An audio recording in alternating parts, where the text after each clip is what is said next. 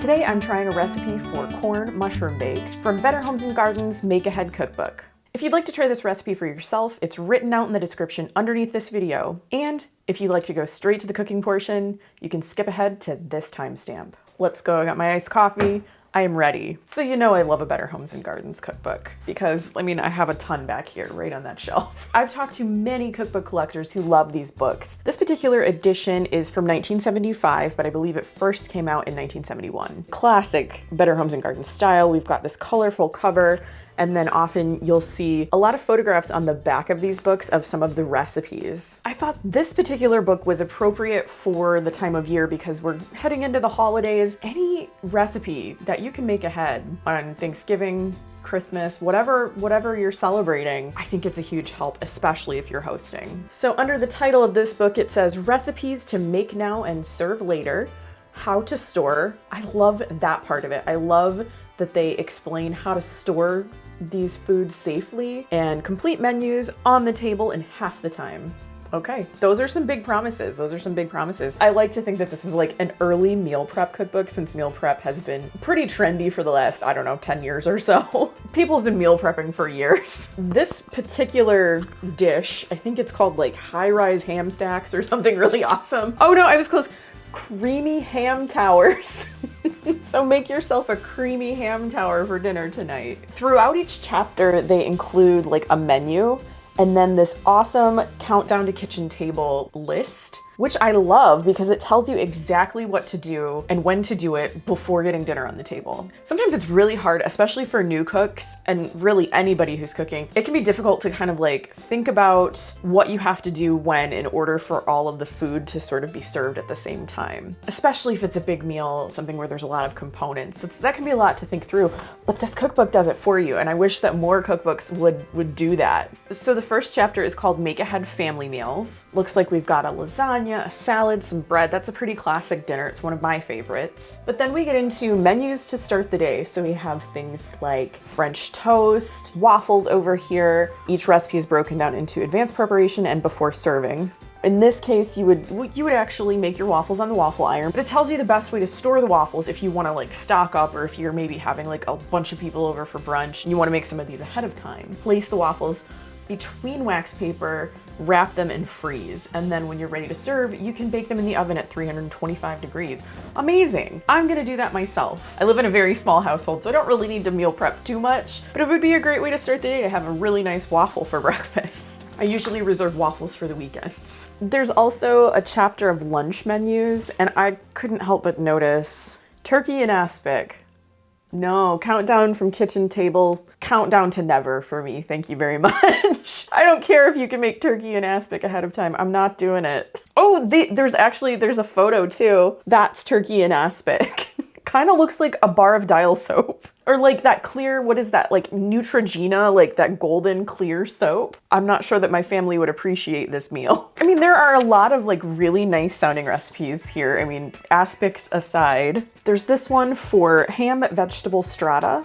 This one to me looks like a great way to repurpose some like leftovers. You've got ham, peas, bread, sauce, and cheese. So kind of like some sort of bake that you would make ahead of time. And usually things like that, recipes like that, they're a little bit better when they sit anyway. So I think that's perfect for a make ahead recipe. Oh, and then there's this recipe for a basic stew mixture. So this would be something that you would make ahead of time and then freeze it in 1-quart containers. And then from that stew mixture, you can make all of these things. So that way, you're not making a ton of the same thing over and over again, and then your family gets bored and cranky and nobody wants that. So from this basic stew mixture, you can make a pie, you can make just regular stew, German stew. Okay, this is a lot of stew.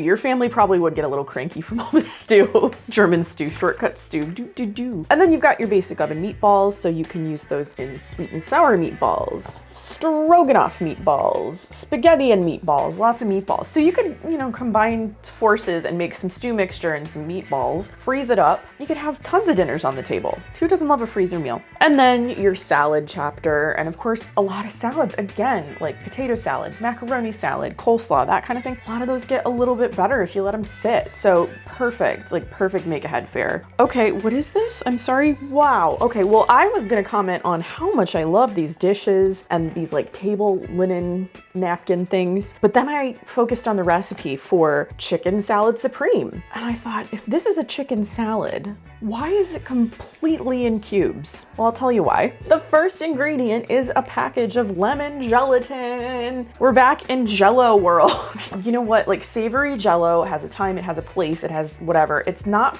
particularly for me. I did promise that in the future, oh no, I did promise that I would eventually make a savory gelatin mold. I think I said if I hit 10,000 subscribers, I would do that. So I've got a ways to go, but someday. This looked really kind of delicious to me. It looks kind of like a broccoli casserole. Also, I love this dish. I mean, I love all of the dishes and things that appear in these cookbooks. So it says dramatic in both its color and flavor. Broccoli onion deluxe is assembled early in the day, then baked just before serving. So we've got frozen broccoli, whole small onions, butter, flour, milk, cream cheese, and breadcrumbs. So it sounds like broccoli cheese goodness to me, like a baked broccoli cheese casserole. I would like to try this one. There's a lot of last minute like quick breads, coffee cakes. I mean, these look pretty dang good. I love a coffee cake. The crumble top. Quick breads and desserts that wait, lend themselves well to like a make ahead situation a lot of times. And then we come to make ahead meals for entertaining. One of the situations where I think having some make ahead items is the most important.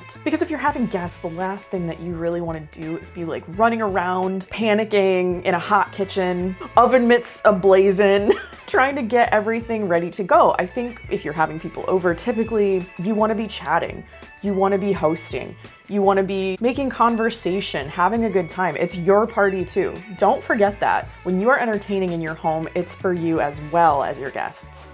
Oh, an appetizer buffet, music to my ears. I love an appetizer, I love a snack. That's my kind of meal. Meatball nuggets, chicken ham pinwheels, artichokes with dip. These sound fantastic. Oh, and a fondue evening on top of it. Sidetrack. I mean, look at these dishes. I love these. Oh, if I ever find these, I'm picking them up for sure. Does anybody have these dishes? Let me know. I would love to hear about that, so leave me a comment. So the recipe I am making today is corn mushroom bake.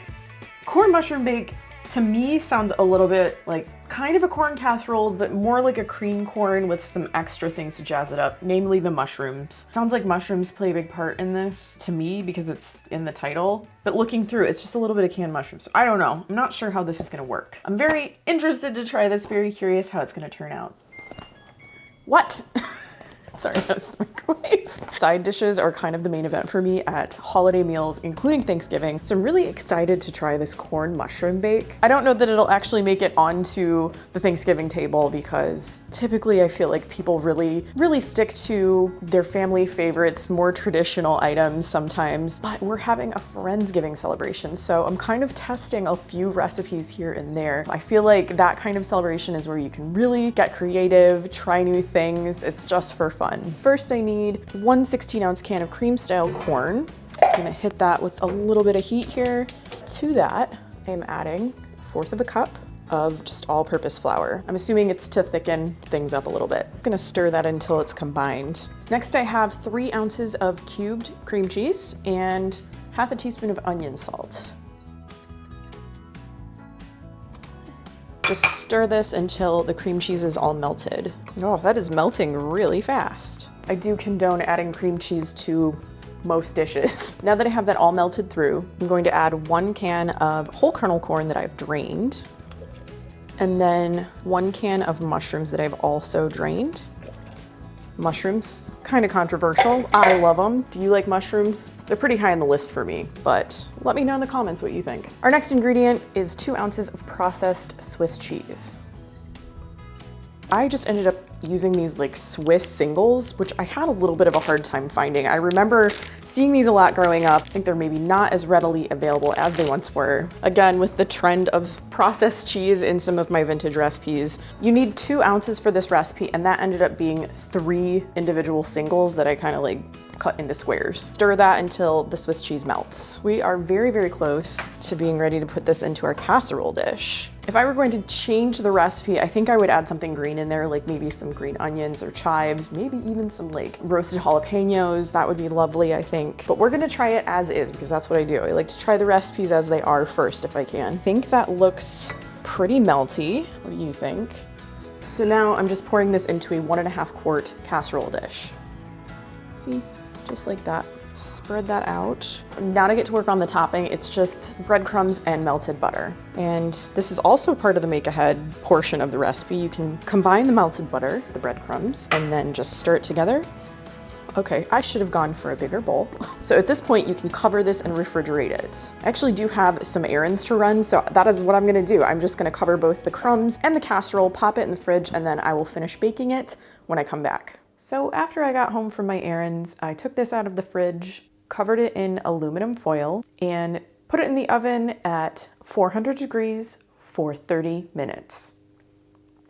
Once those 30 minutes were up, I took it out of the oven, uncovered it, and then sprinkled it with the crumbs and butter that I had prepared earlier. And then back in the oven it went for another 20 minutes at 400. Which brings us to this point. Just look at how beautiful and golden that is. It is so pretty. It was a bubbling volcano when it came out of the oven, so I did let this cool for just a few minutes because I don't really want to burn my mouth when I try it. Let's just get a little bit. Yeah, it's like not solid. It's not that kind of corn casserole that you would think of. It's very like creamy. And maybe this does solidify a little bit as it sits, but for now it's definitely like a very creamed corn kind of consistency.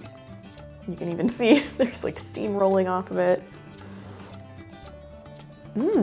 That is pretty tasty. I like the difference in textures a lot. The crumbs got very, very crispy in the oven with that butter. And then you have like the creaminess of the sauce with the cream cheese and everything. And then you get little niblets of actual corn in there too. I have to say the mushrooms don't come through for me too much, considering that this is a corn mushroom bake. And that could just be because we used canned mushrooms. I think maybe if you sauteed those mushrooms in butter, got some fresh mushrooms even better, and sauteed them in butter and maybe a little garlic, it would boost the flavor a little bit. Overall, I would say that this is a really, really good dish that kind of opens itself up for more additions, a few little flavor tweaks here and there. If you don't like the mushrooms, I don't think they matter enough to leave them in, so you could probably take them out. I think this is really good and kind of a nice change of pace from your typical corn, cream corn, or corn casserole. If you happen to love cookbooks and recipes from the 1970s like I do, I have an entire playlist and I will link it in the description down below. I hope you enjoyed this video. I hope it gave you some more ideas for your holiday table. If you did like this video, please give it a thumbs up and consider subscribing to my channel. Thanks again, and I will see you in my next video. Bye!